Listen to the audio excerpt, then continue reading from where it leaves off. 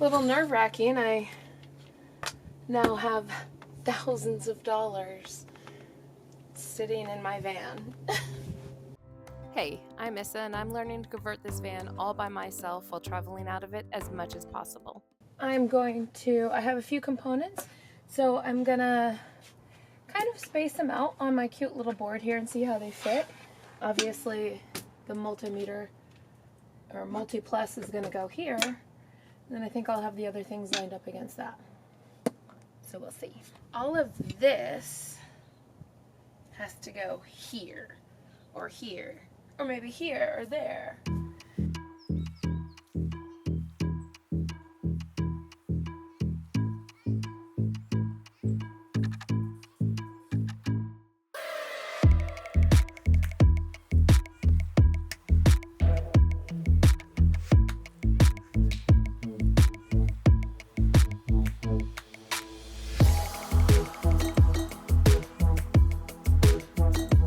I'm gonna pre-drill. There's a total of 5 that go here and 2 that will go underneath, but I'll do that once it's up. I also verified before doing this that there's no metal right behind and made sure that it wasn't going to lie on these bolts. I've wanted to have this installed just like on the wall for a long time now, but have not, just because of all the things going on.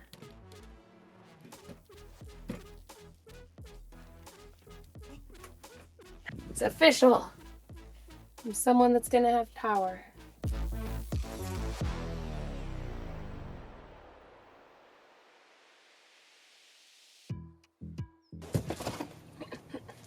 Got her in.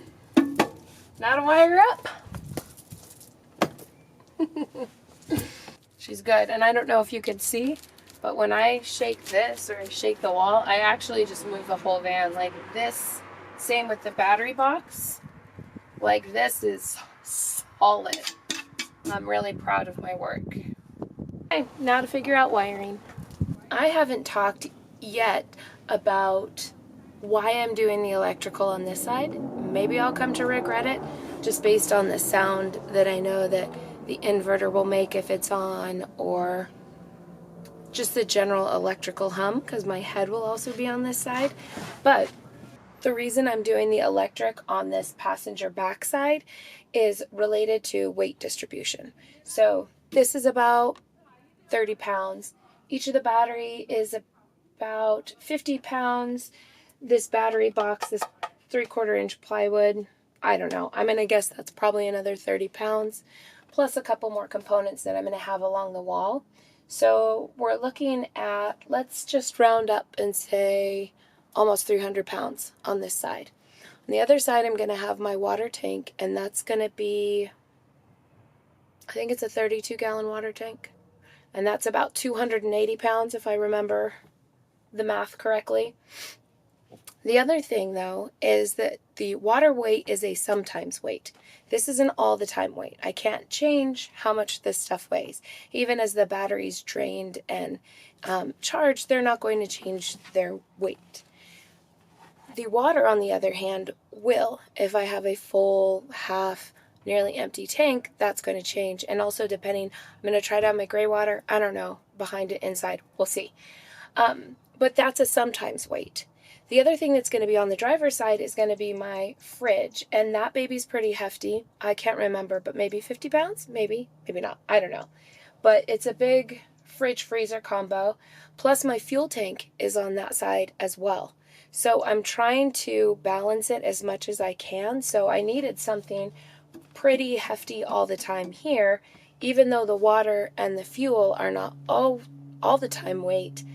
There's enough balance between the fullness of them and here. My van cannot be perfectly balanced, unfortunately, just because of my sliding door. I'm not going to have anything heavy in that zone, which would be equivalent to where the fuel tank is. So this is the closest I can get to a nicely balanced rig, and it is something I thought of when I first started designing my van at all. I was taking into account the heavy bulk of items. So initially I was thinking, yeah, I'll put it on that side, but I actually forgot about my fuel tank, so that was something I needed to account for as well. So that's why electric is on this wall. Instead, I do see a lot of people put on the drivers. Everyone's got a different build, but that's the reasoning behind mine. All right, let me show you what I've done. I've temporarily mounted the positive side of my system. So this is a fuse. So it's going to come from the positive side. It's going to come into this fuse, out of the fuse into this master on-off switch, from here to this junction point. So this is basically just an area that gives me more surface area for the positive side, because I have a lot of things that's going to come off my positive side of the battery. So this is basically just additional positive hubs. So then it's going to go, so positive side, fuse, on off for the master, to the junction, then to the on off for my inverter. So that's where I'm at now. Now I need to measure the wires, the length of wire that's going to go from the positive all the way. So I have to have them from opposite sides. So from the positive way down the way on the battery bank to come all the way down here to this fuse, I need to measure each of these little wires. Then I'm going to take the system apart and make sure that system is about the same length as the negative wire plus the shunt, so that the output and input from the battery system remains equal. That's the best of my understanding currently.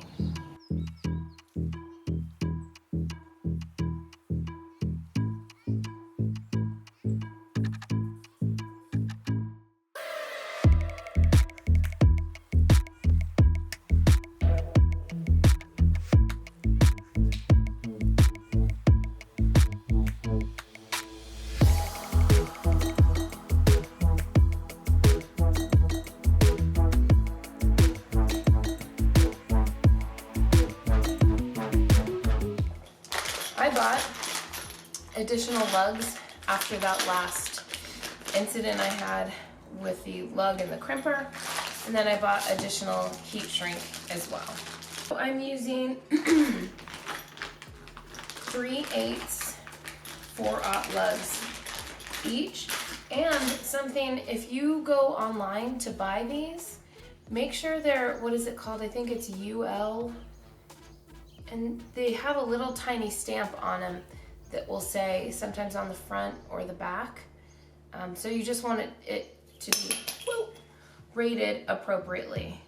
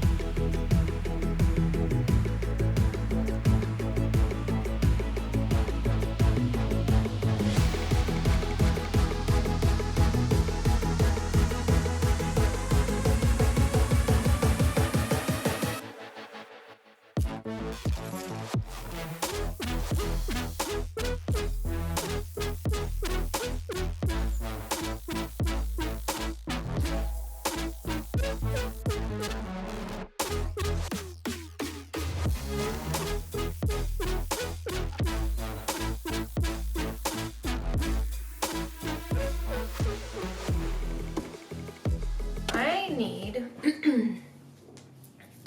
this line that goes from my battery to go to be the same distance as, so it goes, whatever, goes to my amp, and then it's going to go to, let's find number 2. Number 2 already there. And then this goes from here to here. It's coming together. So I want this whole, it's hard to see because this cord is so long, but I want this whole system to equal the same length as my negative line that's going to go from the shunt to my negative battery. And I've decided where I'm going to put the shunt. I've put this is like furniture protector that my mom saved. I'm going to mount the shunt here. And the reason I covered this is I'm going to have like a metal screwdriver, and I just didn't want to take a chance. I don't know enough to want to just let that be wily. So I need to remember, because I won't be able to really see it. This is the load charger side. This is the battery side. This is the side my negative point is going to go here.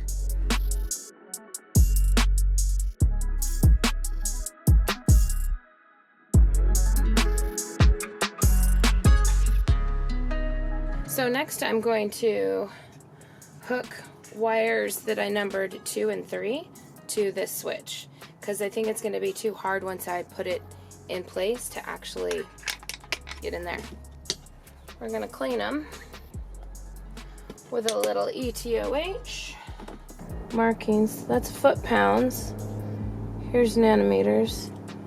And what did we just say? 15.82 or 140 pounds. Okay. So it's marked by 10s on here, and then these are the single digits.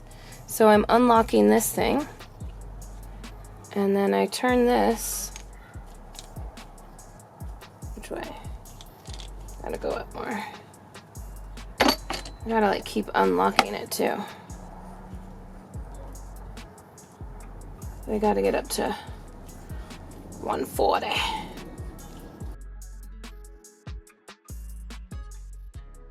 See, this 4-aught is a real butthole.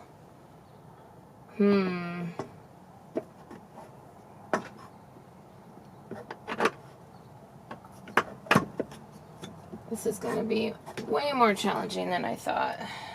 I thought I measured it nicely with good flex, but I don't love this. I've switched. This is now the wire 3. I'm not sure which one that one's. So this is wire 4, and 2 is going to be on the other switch. So I'm gonna get it like this if I can. What makes a really big difference in these crappy situations is having good music. I try to have music as much as I can in my earbuds, because it just makes me feel so much better. I'm just lightly bolting these in, just so they're not like flipping out when I'm trying to put this sucker where it needs to go. I don't even think you can see this.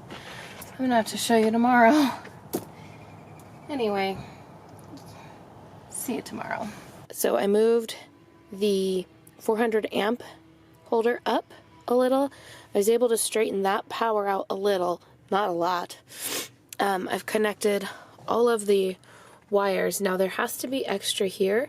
This is my negative, so it is going loop-de-loop and then coming up into the shunt, which is connected to the positive side with that battery temperature. That's what this one is. And then this, I don't know, Ethernet cable connected to this. Now I thought it was going to be a big reveal. I didn't think this was going to come on yet, but something's working. So this I have to program still, but I still need to put the actual amp back in there, because there's no connection there on the positive side. Either way, it's turned off. So the trick I wanted to show you though, so the way that I mounted this shunt with these terminals that are kind of pointing down there, it was hard to access, and there's one part where this little wire has to connect, and I had a really hard time seeing where the teeny tiny hole was. So I took my phone and I slid it underneath. I turned my camera on like I was going to do a selfie, and I slid it underneath so I could see what I was looking at, and it worked really nicely. Oh, and this is a grounding wire. I didn't have a green heat shrink, and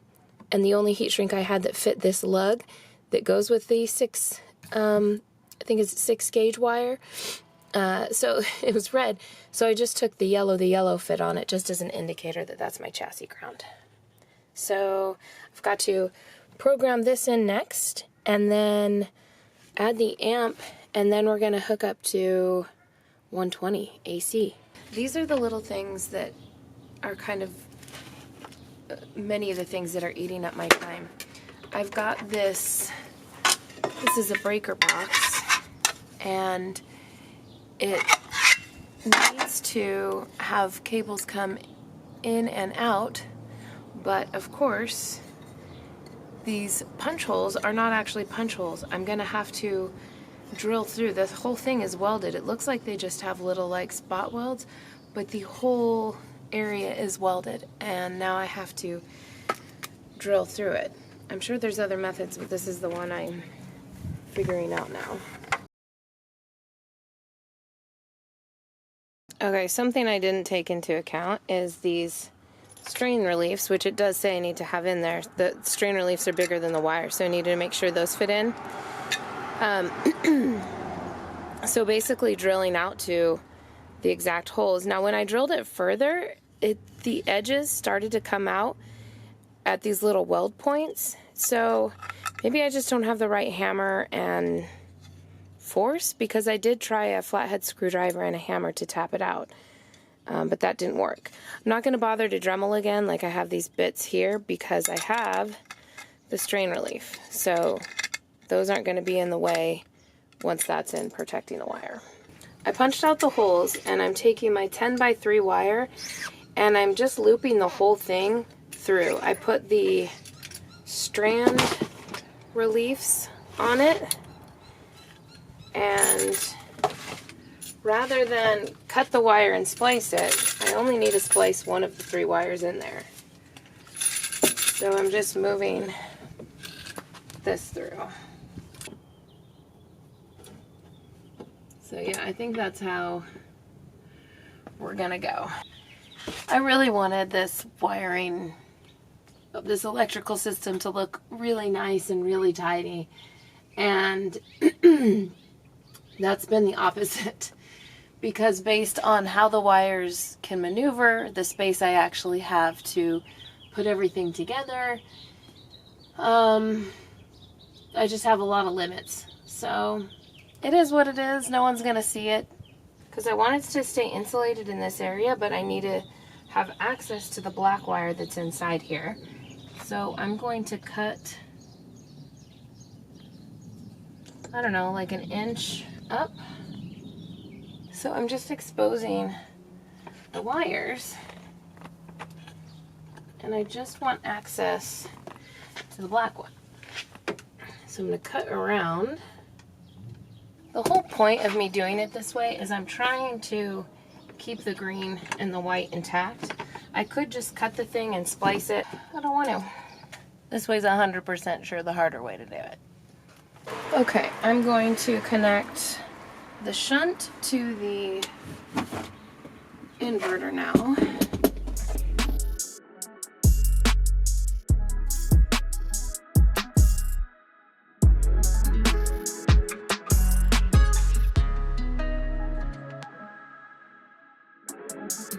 So this is the temperature sensor that goes to the battery shunt, and it has a fuse in it. If you just unscrew this, there's a little fuse in there. So this technically is always on, even when I turn my master switch off. So if I wanted to not monitor the battery, I could just unscrew this, and then there's nothing pulling from my system.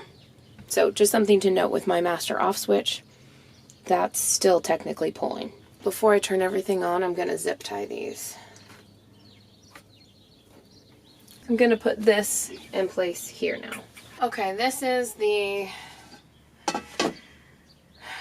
big test. I'm going to turn the power on, got everything where it's supposed to be. Okay, that went on. I just realized this is a real pain. That's on. There's no lights on though. Can I just not see the lights? Is that why?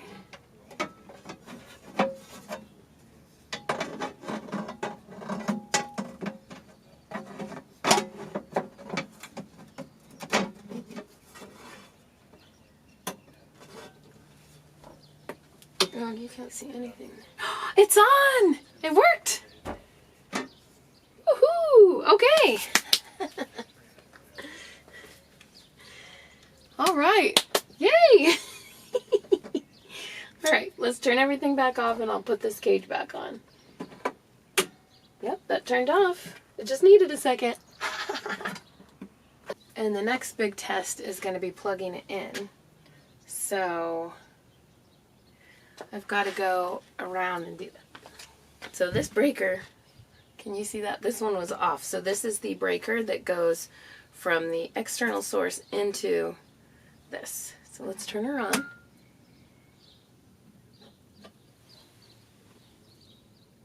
So nothing changed on here. Nothing changed on here either. Oh, something just switched. This flipped. This went mains on, bulk, absorption. And then this changed. So now I have 1.35 kilowatts. So it's charging. We're charging the battery bank. Oh, that's cool. We got it. We're charging the battery bank. Putting my tool back where it belongs. And looking for the other tool that I didn't put back where it belongs. So I have a thicker head. I'm always gonna be a child.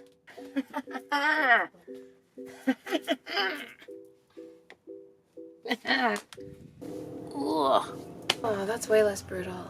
Okay. I probably am just not going to care enough to change it. The holes are already there. 4/0 wire is thick. She's thick.